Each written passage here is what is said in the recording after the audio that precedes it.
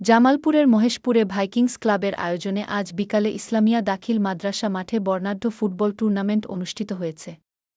এ সময় প্রধান অতিথি হিসাবে উপস্থিত ছিলেন বাংলাদেশ কৃষি বিশ্ববিদ্যালয়ের উপপ্রধান প্রকৌশলী ও মাদ্রাসার সভাপতি ইঞ্জিনিয়ার মোহাম্মদ নুরুজ্জামান।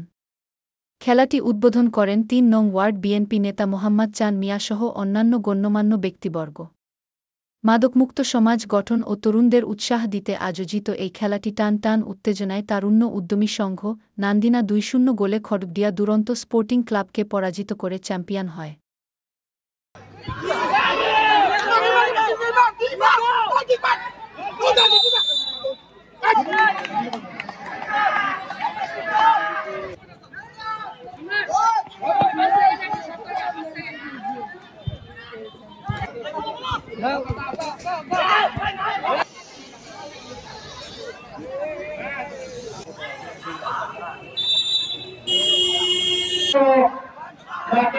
দেখি কি করতে পারে। থেকে শুরু থেকে দারুণভাবে সব করছে, বল বের হচ্ছে না।